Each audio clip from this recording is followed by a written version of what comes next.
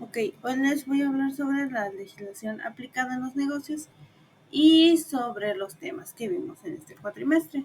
Bueno, para empezar, la legislación empresarial establece pues básicamente reglas para operar de forma segura, justa y ética, ya que estos pues básicamente nos permite prevenir conflictos, proteger a las partes y fomentar una transparencia dentro del mercado. Y pues vamos a ver pues básicamente cuatro pilares importantes, que son los 5 Terms, la constitución de las empresas, el compliance y las prácticas desleales. Ahora, ¿qué empezamos con los 5 Terms? Los 5 Terms básicamente es un conjunto de reglas internacionales creada más que nada por la Cámara de Comercio Internacional, la CCI, ya que esto nos define pues básicamente las obligaciones, los costos entre el comprador y el vendedor, más que nada en operaciones pues, internacionales. Y este objetivo es más que nada evitar los malentendidos y disputas dentro del transporte y las entregas de las mercancías. A continuación les voy a mostrar 4 videos que son de los 4 grupos de los Incoterms que existen. El grupo E contiene únicamente un Incoterm. EXW, por sus siglas en inglés, o puesto en lugar convenido en español. Puede utilizarse con cualquier tipo de transporte, ya sea terrestre, marítimo, aéreo o con una combinación de ellos. Esto se conoce como transporte multimodal. En EXW, el vendedor transfiere la responsabilidad al comprador desde el momento inicial, cuando la mercancía se pone a disposición en un lugar determinado. El comprador se hace cargo desde que recoge los bienes en el lugar convenido. Este puede ser una fábrica, un almacén, el local del vendedor o cualquier otro lugar convenido por las partes. El riesgo es asumido por el comprador desde que los bienes están a su disposición. El comprador es responsable por todos los costos y trámites de exportación e importación en el país destino. En Costa Rica, las empresas de zona franca no pueden utilizar este término por la Ley 7210. En EXW tiene más responsabilidad el comprador que el vendedor. El grupo E contiene únicamente un Incoterm. EXW, por sus siglas en inglés, opuesto. El grupo F contiene 3 Incoterms, de los cuales uno es para cualquier tipo de transporte, es decir, multimodal, y 2 se utilizan únicamente para el transporte marítimo. El primer término es FCA, por sus siglas en inglés, o entrega al transportista en español. El vendedor se compromete a entregar la mercancía en un punto acordado en el país de origen, por ejemplo sus locales, una bodega, aeropuerto o frontera terrestre, y se hace cargo de los costos hasta ese punto convenido. La transferencia de riesgo ocurre en ese momento. El comprador asume el riesgo desde que el vendedor entrega la mercancía al medio de transporte elegido y pagado por el comprador. El segundo término es FAS, por sus siglas en inglés, o libre a un costado del buque en español. Este término solamente se utiliza en transporte marítimo. Como lo dice su nombre, aquí el vendedor entrega la mercancía al lado del barco contratado por el comprador. También se hace cargo de los trámites de exportación de su país, mientras el comprador debe encargarse de la logística e importación en el país destino. La transferencia de riesgo ocurre en el momento en que el comprador recibe la mercancía al lado del barco y la embarca. El tercer término es FOB, por sus siglas en inglés, o libre a bordo del buque en español. Este término solamente se utiliza en transporte marítimo. Aquí el vendedor entrega la mercancía ya a bordo del buque. También se hace cargo de los trámites de exportación de su país, mientras el comprador debe encargarse del transporte principal y trámites de importación en el país destino. La transferencia de riesgo ocurre ya en el barco, después de que el vendedor termina de colocar la mercancía a bordo.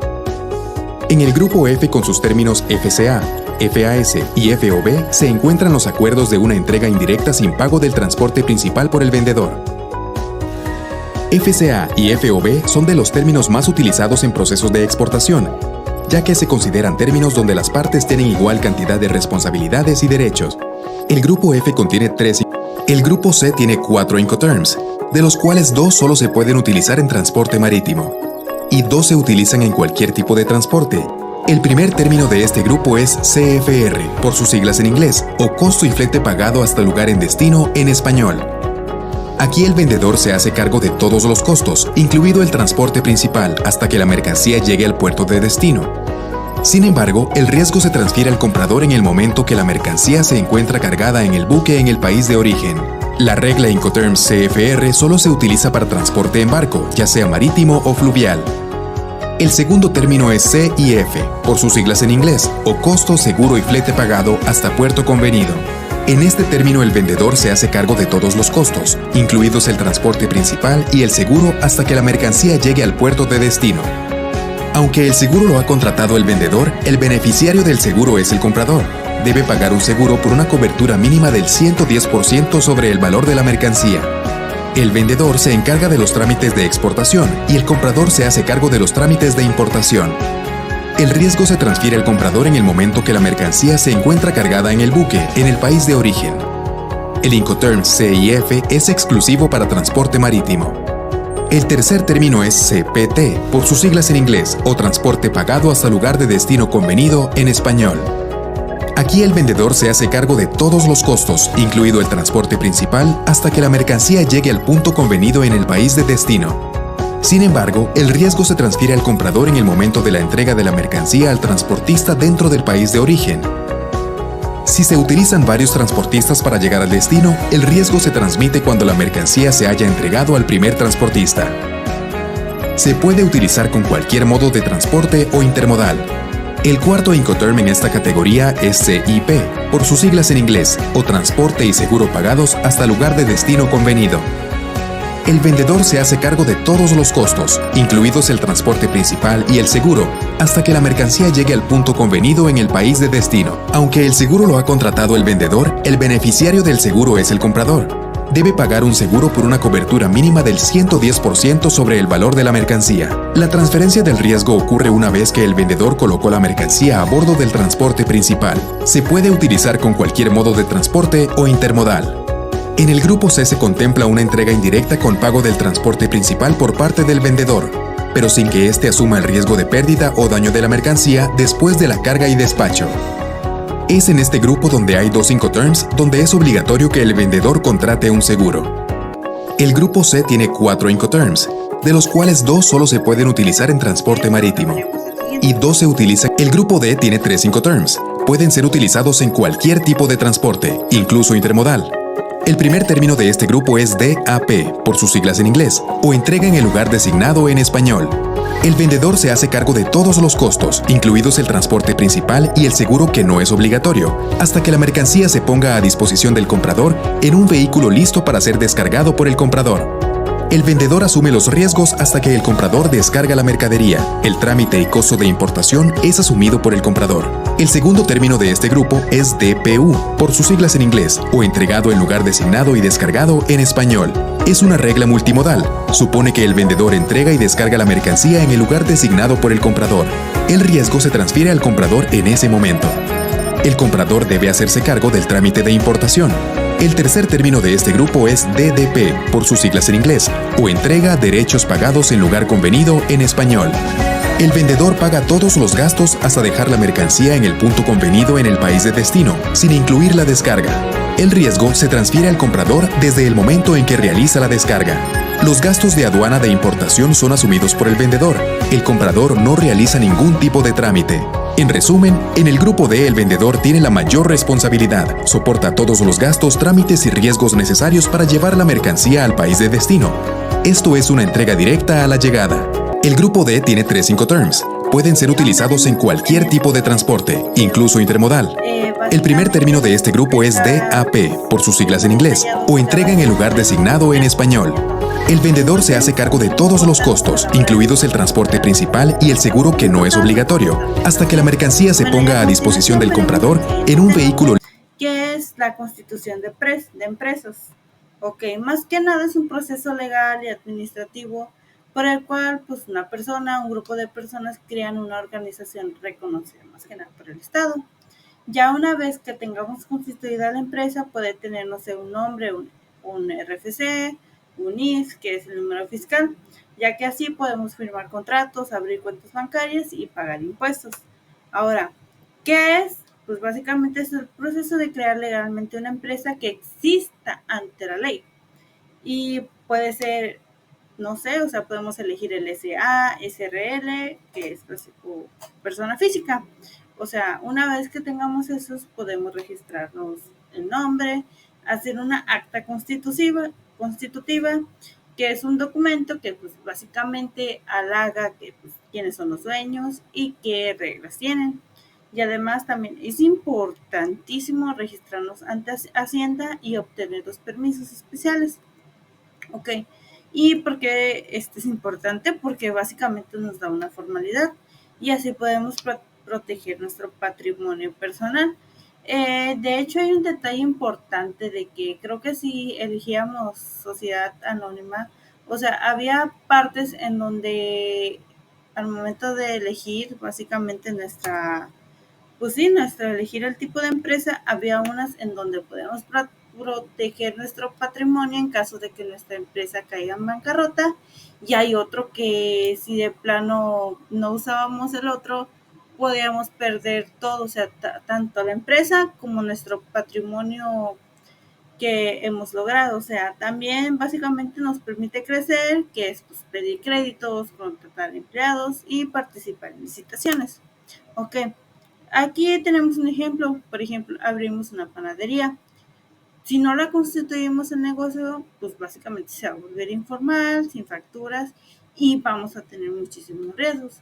Ahora, si nuestra empresa, pues básicamente la constituimos, ya, o sea, pues la registramos, o sea, nuestra empresa va a estar segura y pues, obviamente va a tener con beneficios legales, o sea, no vamos a estar corriendo básicamente.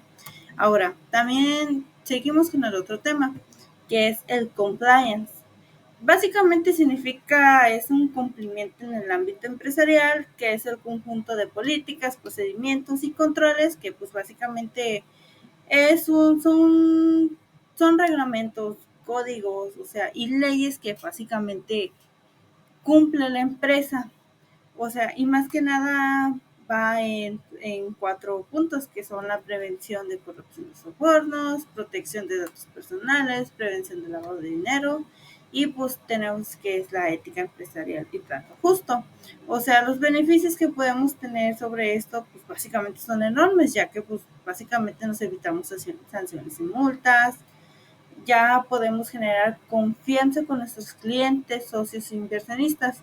En pocas palabras, es como un escudo preventivo para nuestra empresa, o sea, básicamente podemos evitarnos que son los problemas legales y pues básicamente la imagen, o sea, no manchamos nuestra reputación.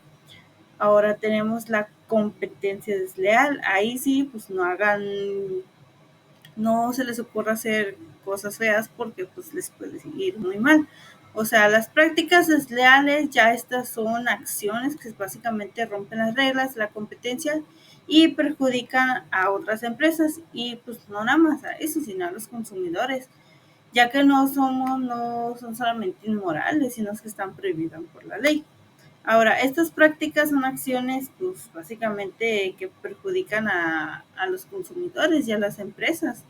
O sea, básicamente sí están prohibidísimas. O sea, algunos ejemplos que tenemos sobre esto es pues básicamente la publicidad engañosa, que pues le damos una imagen falsa a nuestros clientes. ¿Y qué pasa? Pues básicamente estamos haciendo una cortina mal. Y el dumping es vender por debajo del costo para eliminar la competencia. O sea, eso sí es muy malo y básicamente es lo que hace China hoy en la actualidad. Y también el espionaje industrial, eso está muy penado porque es básicamente robar secretos empresariales. Y también el uso debido de marcas, que es falsificar o apropiarse de una marca ajena. O sea, aquí un caso muy sonado pues fue el de Nike contra Skechers, ya que Nike mandó a hacer Skechers para copiar el diseño de sus zapatillas con la suela Air. Según esto, aprovechando una reputación y marca para vender productos similares, sin haber convertido esta pues básicamente innovación. Así que el tribunal le dio la razón a Nike en varias reclamaciones, lo que demuestra que pues básicamente, o sea, si usamos el nombre de otra empresa, o sea, pues básicamente nos puede traer consecuencias demasiado grandes, o sea, tanto legales y pérdidas millonarias. Y bueno, en resumen, la legislación empresarial, pues básicamente es un pilar de un negocio que crezca, pues básicamente, si tomamos en cuenta esto, podemos hacer crecer nuestro negocio, ya que pues básicamente es una forma sólida y sostenible y como dice la frase, legislar es proteger y también crecer. Bueno, nos vemos hasta la próxima, hasta el siguiente video. Gracias por su presencia. Bye.